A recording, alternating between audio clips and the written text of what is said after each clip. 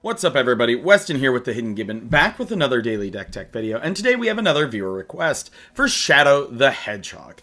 And the stipulation I was given for this is a budget of $300 or less, although I will say I got a little bit cheeky with this, and one card constitutes a little bit over half the budget. But without further ado, let's get straight into it, shall we? We have Shadow the Hedgehog. He's a 4/2, forward 2 black, 2 red, haste. And whenever Shadow the Hedgehog or another creature you control with flash or haste dies, draw a card, which is pretty good. It's in red, you know, lots of creatures have haste there. There's lots of ways to give your creatures haste. And then Chaos Control, which is each spell you cast has split second if mana from an artifact was spent to cast it. So there are ways to do this deck with a lot of mana rocks to make your stuff have split second, which is essentially uncounterable because it ends the stack. But today we're gonna try to take advantage of the haste aspect of this card as well as generating a lot of treasures. So how are we gonna do that? We got ourselves Anger. When Anger is in the Anger itself has haste, and when it's in the graveyard, as long as you control a mountain, all of your creatures will have haste. This is one of your good enablers. Makes it so if your opponents happen to blow up a bunch of your creatures while this is in the graveyard, you're gonna get to draw a lot of cards as long as Shadow is alive. We have Ball Lightning, Trample, Haste at the beginning of the end step, sacrifice this creature. So it's gonna get in for 6. It's pretty cheap. It's a classic card from Magic the Gathering. And then it's going to draw you a card when it dies. So think of it almost like a beat stick cantrip. We have Gadrek the Crown Scourge. He's flying. He can't attack unless you control 4 more artifacts. And at the beginning of your end step, create a treasure token for each non-token creature that died this turn. We do have a bit of removal in here, so that is something that we are able to do. Plus you can stack your triggers, so you can have Ball Lightning, say, die, and then him trigger. We have Goldspan Dragon, flying, haste, and when it attacks or becomes the target of a spell, create a treasure token. And treasures you control have tap, sacrifice this artifact, add 2 mana of any color, or any one color. Then we have the card that's like literally half the price of the deck right here. We have Jaws, Relentless Predator. The price of this card is up, can only go up from here. Jaws, Relentless Predator is oh my goodness.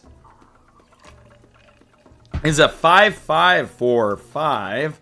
It's a legendary shark with trample and haste. Whenever Jaws deals combat damage to a player, you create that many blood tokens. So some extra looting ability there. And then whenever a non-creature artifact is sacrificed or destroyed, it deals 1 damage to each opponent. Now, I mentioned this in my Jaws deck text, but that doesn't say yours. So if your opponent's generating clues, foods, treasures, if they are sacrificing regular artifacts and things like that, it's going to shoot them for that as well. This card is exceedingly strong. There's a reason that it's $180.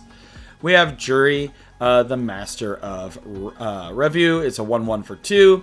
He's looking exceptionally fantastic on his art. And whenever you sacrifice a permanent, put a 1/1 counter on Jury. When Jury dies, it deals damage equal to its power to any target. So we're going to be generating treasures. We have these Ball Lightning style creatures as well. So he's going to get big, and then he's going to pop like a balloon and hit somebody. We got Kellogg, Dangerous Mind. He's a 3/2 for 3, first strike and haste. And whenever he attacks, you create a treasure token, and you can sacrifice 5 treasure tokens to gain control of target creature as long as you control Kellogg. And you can activate that as a sorcery. So since we are going to be generating some treasures in this deck, take control of things with Kellogg, and then if you want to sacrifice those things, do so. We have Knuckles the Echidna, double strike, trample, and haste. Whenever 1 or more creatures you control deal combat damage to a player, create a treasure token. And then at the beginning of your upkeep, if you control 30 or more artifacts, you win the game. I have tried this in the decks where I run Knuckles. I have never been able to get the 30 artifacts in play because people see it coming a mile away. And so if you can, more power to you. If you have, let me know in the comments below. We have Legomo's Hand of Hatred. It's a 1/3 for 3. At the beginning of combat on your turn, create a 2/1 red elemental creature token with trample and haste. Sacrifice it at the beginning of the next end step, so that effect will draw us a card. You can also tap, search your library for a card, put it into your hand, then shuffle. Activate only if 5 or more creatures died this turn. You're probably not going to get to activate that all too much. We have Lightning Skelemental. This is just Ball Lightning, adding black instead of triple red. Trample Haste. Whenever it deals combat damage to a player, that player discards 2 cards. And at the beginning of your end step, sacrifice it. We have Lobelia Sackville Baggins, one of my favorite cards from the Lord of the Rings set. She has Flash, she has Menace, and when Lobelia Sackville Baggins enters the battlefield, exile target creature card from an opponent's graveyard that was put there from the battlefield this turn, then create X treasure tokens, where X is the exiled card's power. So if they have a big creature that gets to the graveyard, turn it into treasures. Loyal Apprentice, haste, and at the beginning of your combat on your turn, if you control your commander, create a 1/1 Thopter with flying. It gains haste until end of turn. And then you sacrifice it, of course. We have Mahadi Emporium Master. Beginning of your end step, create a treasure token for each creature that died this turn. We have Mayhem Devil. Whenever a player sacrifices a permanent, Mayhem Devil deals 1 damage to any target. So that's, plays really well with Jaws here. Mirkwood Bats, whenever you create or sacrifice a token, each opponent loses 1 life. Again, synergizing with Mayhem Devil and Jaws. They kind of form a nuclear triad, if you will. We have Nadir's Nightblade. Whenever a token you control leaves the battlefield, each opponent loses 1 and gains 1. Now we have the Nuclear Quadrad. We have Pitiless Plunderer. Whenever another creature you control dies, create a treasure token, which then you can use to feed your pingers. We have Professional Facebreaker. Menace. Whenever one or more creatures you control deal combat damage to a player, create a treasure token. Sacrifice a treasure. You can exile the top card of your library, and you can play that card this turn. We have Rankle and Torbrand, flying first strike haste. Whenever Rankle and Torbrand deals combat damage to a player or battle, choose any number. Each player creates a treasure token. Each player sacks a creature. Or if a source would deal damage to a player or battle this turn, deals that much damage plus 2 instead. We have Reckless Fireweaver. Whenever an artifact enters the battlefield under your control, it deals 1 damage to each opponent. So we have a Nuclear Pentad. We have Stalking Vengeance, 5/5 for 7.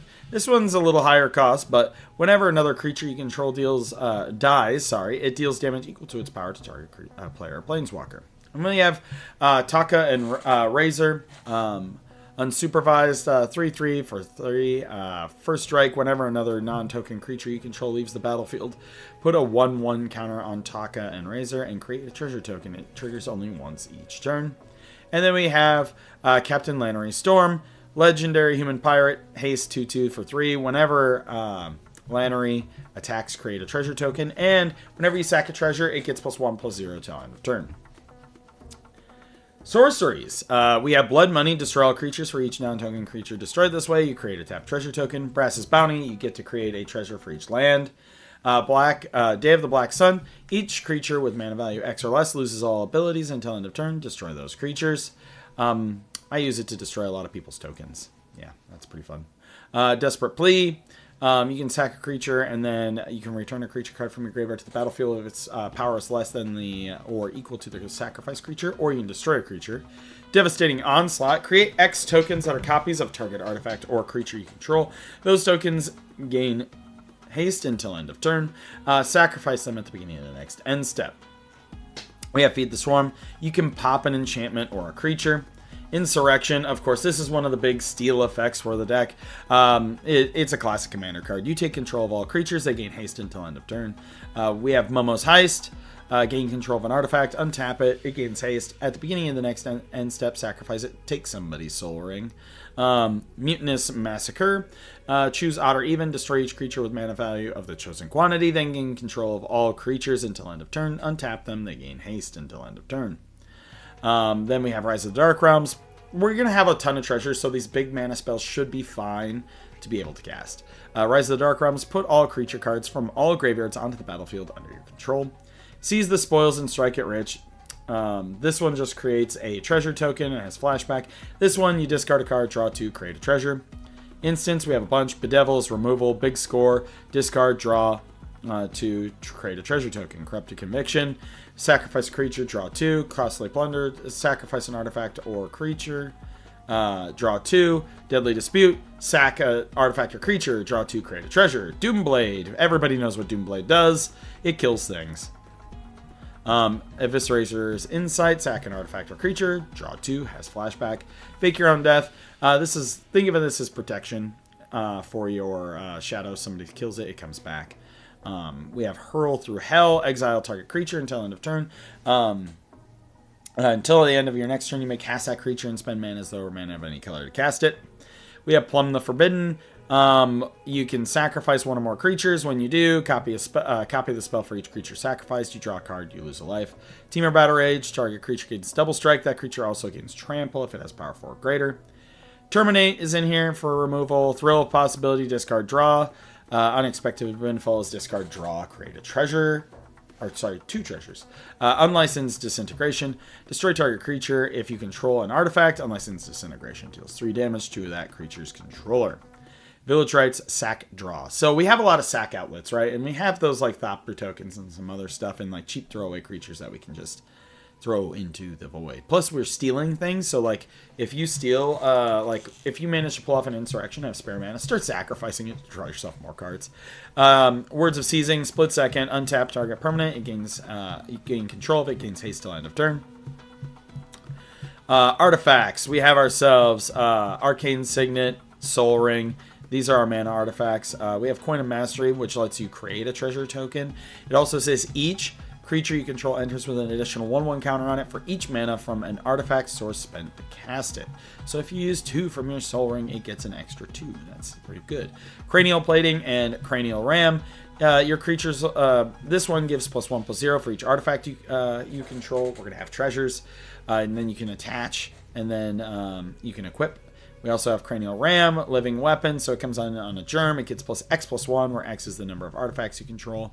Then we have Urbrass Forge. At the beginning of your pre-combat at the beginning of combat on your turn, put an oil counter on it. Then create an X1, where X is equal to the number of oil counters. It has haste. It has trample. And then you sacrifice it at the beginning of the next unstep. Swiftfoot Boots for a little bit of protection for our shadow. Bastion of Remembrance. We have a 1/1 white human soldier, and whenever a creature you control dies, each opponent loses a life, and you gain a life.